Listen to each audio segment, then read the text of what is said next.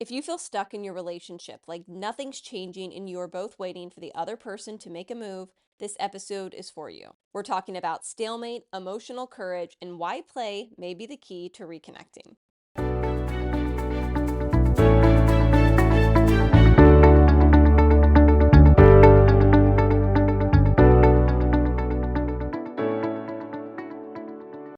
Here's what I'm doing starting July 1, and I would love for you to join me. So, I created a 31-day devotional style practice for July.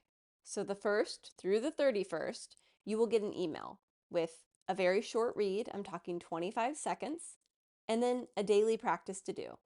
These practices can range from short meditations to letter writing to moving your body and everywhere in between. I'm really excited about this because the way I created it is we're going to start with, again, stillness, intentionality, moving into some emotional stuff and how to ground yourself when emotions are big, all the way into expressing yourself through creativity and using your voice as we get towards the end of the month. So, if that sounds like something that would be beneficial to you, if you don't have any kind of morning practice and you're ready to pay yourself first with your time, if you're feeling overwhelmed and scattered or can't believe we're already halfway through the year, or maybe you're just a little shaken by the state of the world because things are pretty crazy right now, I invite you to join me, to join us as we ground and just give ourselves a little time each day to feed our soul. If that sounds fun to you or like something you need, go ahead and click the link in the show notes, or you can comment the word July on any of my Instagram posts and you'll get the link in your DMs. So if you're craving a mid-year reset, I highly encourage you to join. The other thing I really want to talk about today, because it's been on my mind, is stalemate in relationships. I think this happens a lot. I've experienced it, and maybe you have too, where resentment is building, you're frustrated, maybe you're feeling bitter or angry, and it feels like you can't get out of this cycle with your partner.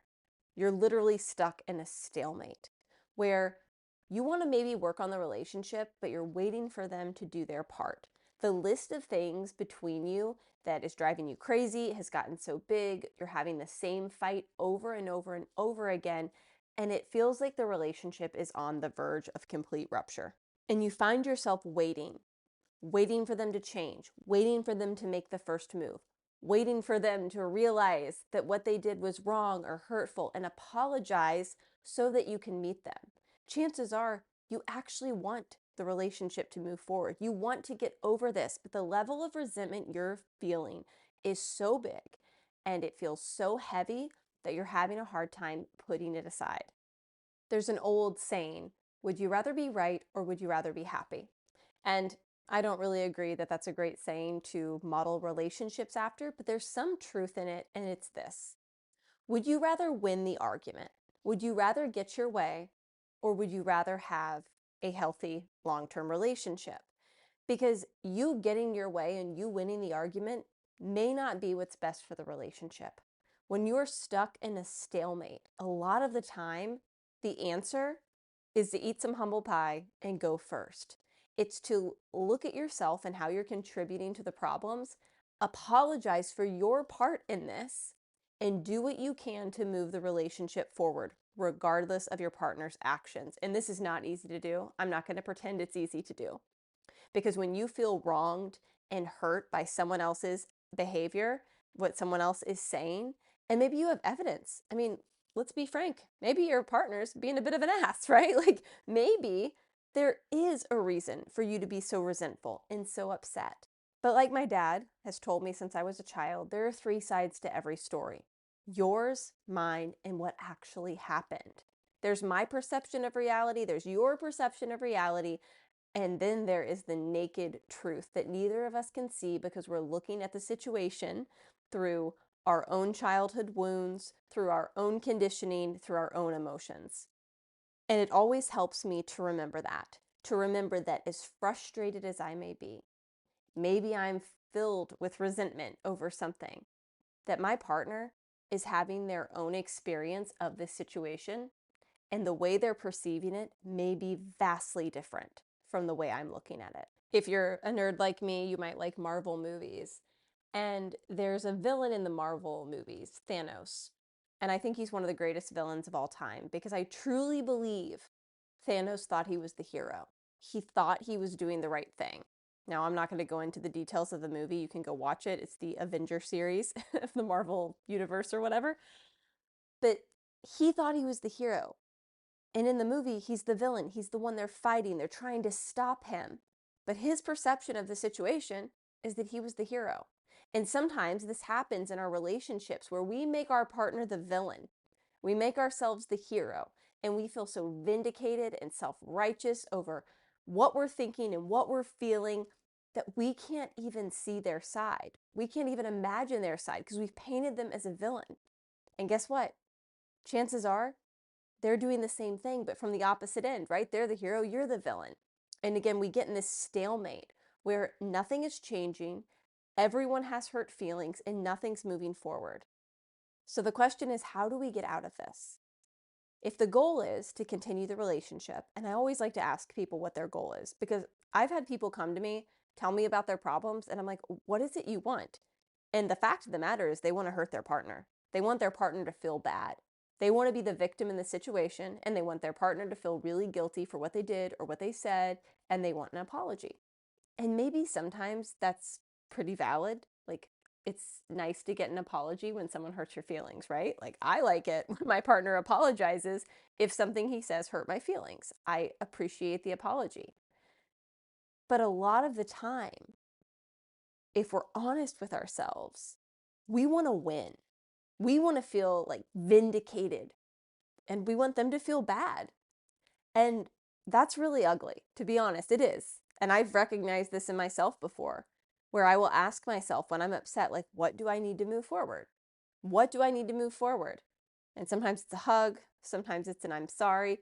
And sometimes, if I'm being honest, I'm not ready to move forward because I'm mad and I want him to feel bad because my feelings are hurt.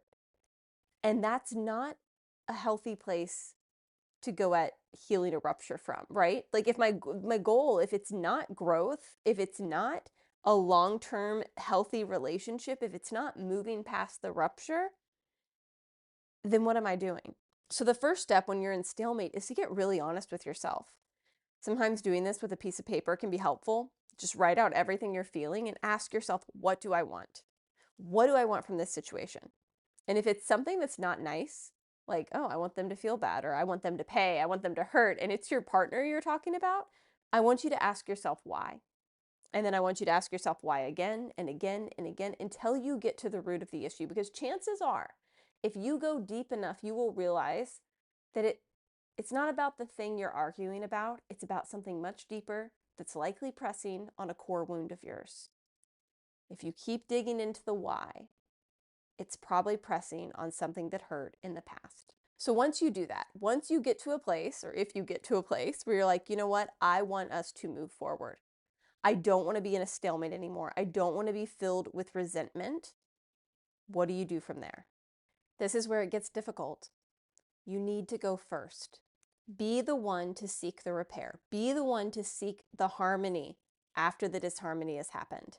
And you may be thinking, oh, but Lily, you don't know how he has acted. You don't know what she has said. And I get it because I have been there. When resentment has a hold on you, it is so difficult to see the other side, but there is always another side. Unless you truly married an evil person and you do not believe your partner is a good-willed person, and if that is the case, or they are abusive and mistreat you in another way, if you do believe your partner is a good-willed person, then there is another side to this story that you're not seeing. Remember, we don't see the world as it is. We see it through who we are. And the same is true for our partner. So you may have all of this evidence and all of these reasons why you feel validated in holding on to your resentment and sticking your stake in the ground and saying, this is the line, come over to my side. But if that is how you want to be, you can be that way, but you will likely be unhappy or single. Because in order to be in a relationship with another person, we have to have humility. We have to be willing to look at ourselves to listen to someone else and to be like, okay, how can I grow? What do you need from me to move forward? And it's not easy work. And honestly, I think it's why a lot of relationships end, because it is uncomfortable to look at ourselves. I have had the most uncomfortable conversations of my life with my partner, because in our relationship, it has, because relationships are mirrors, it has shown me sides of myself that I don't love. They're not pretty. I am far from perfect. And my first instinct when that mirror comes up is to do what? Well, it's to blame him, right? It's to be like, ah, well, you did this, you did that. But thankfully, I've learned through being more intentional, through stillness, which if you join me in July, you can work on this too, through emotional grounding, that I need to slow down and I need to look at myself. And I need to get really honest with me and ask myself, like, how am I contributing to this mess? What am I not hearing because I'm so set on just seeing my own pain? What am I missing? And then to ask my partner, what do you need? To listen to him instead of just thinking about it all through my point of view. Because again, if I was to tell you a conflict I'd had with my partner through solely my point of view, I'd be the hero and he would be the villain. But if he was to tell you about the same fight through his point of view, I am likely the villain and he is likely the hero, because we each have our own story that goes along with the reality of what actually happened, right? The truth gets very skewed through our perceptions. So if you're stuck in a stalemate or you keep having the same fight over and over again and you want to move forward, you've got to wave that white flag. You have to put down your resentment and say, hey, I know we're not in a great place. This is not where I want to be. I want to be here. And that's where you get really clear in your intention. What is your goal? What do you want? If it's a long-term healthy relationship with deep intimacy, then let them know that. Let them know this is what I want. I want to be able to easily communicate with you kindly. I want to be respectful in our relationship with how we treat each other. I want to have engaging, fun, wild sex again. Like whatever it is you really want. Like I want to feel so safe with you, or I want to feel so respected by you. And I want to give that to you as well. Like get clear on what it is you want the future to look like, right? Feedback's for the future. We can't go back and change the past. We're looking at what we want the future to be and where we want to go. So get clear on that. Share that with your partner, and then clean up your side of the street. Apologize. If your partner has told you something over and over again and you know you're still doing that thing that annoys them, or they've said to you that, hey, the way you're talking to me is really hurting my feelings, or, I feel like you don't care about me or respect me, clean up your side of the street. Go back and think about the things that they've told you. And if you're like, well, I don't really remember, I was never listening, then listen. Then ask them and say, hey, what can I do? Where can I just start in moving towards my goal with you? Now, this is important. I specifically said, where can I start? Because what happens a lot of the time, and I've been here as well, where you get this laundry list, essentially, of what I need in this relationship.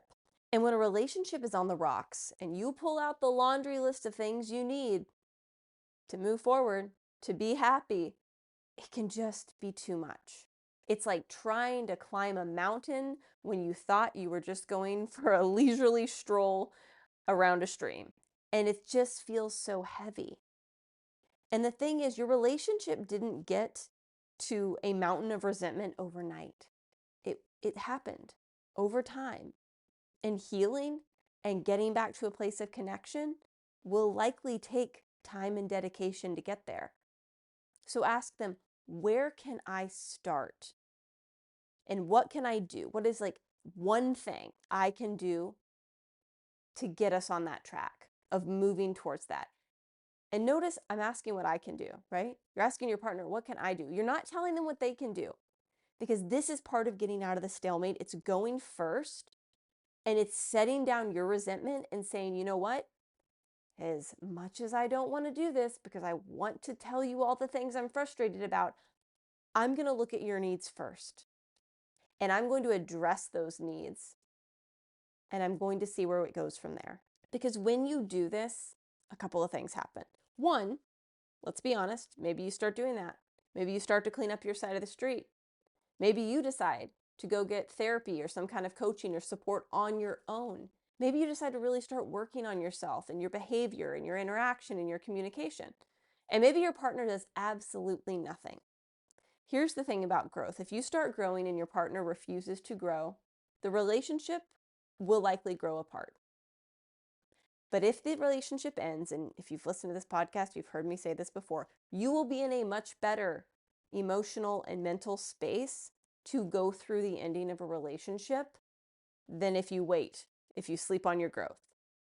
But what happens more often than not, if you're in a relationship with a good-willed person and the two of you truly want things to be better, I'm not saying you both are on the same page about it currently, because you might be in that stalemate, but if your goal when you got together was a long-term connection, when you start to care about them and you start to meet their needs and you listen and you act in a way that serves them, that serves the relationship, most of the time, assuming your partner's a good-willed person, they start to catch on too, and they start to move in the same direction. Because when we're in that stalemate and we're both full of resentment and we're both really bitter, it can feel almost embarrassing to be the one to apologize first. Like, again, the humble pie that must be eaten to say, I feel validated in how I feel about you, but I'm going to set this aside because I know that you feel the same kind of way about me and I'm going to work on this. Like, that is not easy. It is not for the faint of heart. It takes a lot of courage and a willingness to be vulnerable, to show your, what's that podcast, soft white underbelly, to show your underbelly in order to move the relationship out of the stalemate and to pursue growth. And the pitfall that I see happen, and I've experienced myself, because you guys know I'm not just speaking from experience of supporting other people. A lot of this is coming from either my own observations of relationships I see, or more often than not, my own experiences of relationships. But the pitfall that can happen is we say that to our partner, what can I do?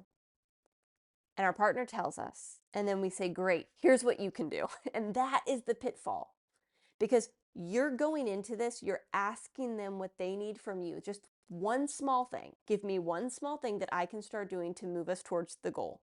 Share the goal with them. I want us to have a more loving, more respectful, whatever it is, relationship. What is one thing I can do to start working on us getting there? And then go do the thing. Don't give them your list. Don't tell them what they can do unless they ask. Because again, we're getting out of a stalemate. Because what will happen, likely happen, if you go ahead and bring up the thing that you want them to do, or the things you want them to do, is you guys will get back in that same fight. Because your resentments are going to get so loud that you're just going to get back in that vicious circle. So again, you're going to get really clear on what you want. And then you're going to go to your partner and you're going to share that with them. I want us to have this sort of relationship. I really want us to have intimacy again. I really want us to be able to sit through a dinner without arguing. Whatever it is for you, what you want the relationship to look like. And then you're going to ask them, what is one thing I can do for you that will help us get there? Then go do that thing. And if you're like, well, what do I do with all that resentment? Call me. Literally, book a session with me. Again, if you go to Instagram, DM me the word session, or just DM me anything you want and I'll get back to you. Email me, my email's in the show notes. Book a session with me, because I will give you not just cognitive, but somatic tools to discharge those feelings from your body so that you're not throwing them all over your partner, and address those deeper core wounds, those deeper issues that are likely driving that resentment. Because it probably didn't start with your partner. It probably started when you were younger, but your partner is a mirror. and it's just making you more and more aware of it. The last thing I wanted to chat about today is the importance of play. And this goes right along with moving out of stalemate because we need to play and we forget to play as adults. And I was reminded of this because a few weeks ago, my partner's nephews were in town and they had done a hike that day. I had hung out with his mom, and then we all met up at this cute little stream in Smoky National Park. And the younger of the nephews was playing in the water. And I was sitting there and I was like, oh, I wish I had a swimsuit. I want to get in that water so bad. I kept telling myself this. I was like, why didn't I put a swimsuit in the car? Like, I wasn't planning on swimming, but you should always have a swimsuit. Like, that was the thought process going through my mind. And then Ryan, my partner, made a comment to me about, you could get in the water in your clothes. And I was like, I thought that, but I was like, oh no, I don't want to do that. I'll have wet clothes. And I was like, actually, yeah, I can. Of course I can get in the water in my clothes. I'm wearing shorts and a tank top. Like, I can swim in shorts and a tank top. And I did. And I got in the water. I played with his nephew. We swam across the stream through the current. We sat under the waterfall. We climbed up the rocks. And I had so much fun. Like, little Lily was living her best life because I love to be in the water. And it was so fun. And it just reminded me how important it is to play because that bit of fun carried me through the rest of the day. It stayed with me and it made how I interacted in my relationship with other people so much better because I just woke up that joy inside of me. And a lot of times, especially if we're in that stalemate with our partner, relationships get mucky and boring and hard. And it's important to work on it and address the problems, but you've got to infuse fun and lightness and play in there as well, because that's what helps carry us through and makes us want to continue doing the work, right? Like, I don't know about you, but I don't want to do the hard work in my relationship if there's no fun to be had. If I'm being really honest, I have zero desire to be in a relationship that only contributes to my growth. And I love growth. I am a growthaholic. All right. I love the books, the podcasts, the things, all the growth stuff. But I want to have fun and I want to play and I want to experience joy and all the good stuff. And so I want that in my relationship. And it's important to remember that we need that because that's what gets me to have the uncomfortable conversations. It's the adventures that I go on with my partner. It's the fun and the laughs that we have together. Those are the things that make me want to do the uncomfortable, that make me willing to eat the humble pie and go first and apologize first and ask what I can do to help us move forward. It's those moments. So don't forget to play. And if you're not in a place where you want to play with your partner, like, just go do something you loved as a kid. Maybe it was painting. Maybe it was running around in the rain. Maybe it was blowing bubbles.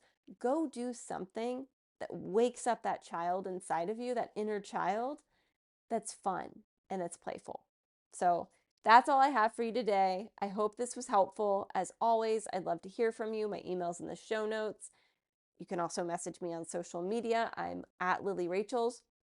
If you want to join us in July, go ahead, click the link in the show notes, comment the word July on any of my social media posts on Instagram, and you will get the entire guide for all 31 days, and you'll also get an email each day. It will not take you that much time, but it is a great way to pay yourself first in the morning and to feed your soul. So I hope you'll join us, and until next time, I hope you choose growth.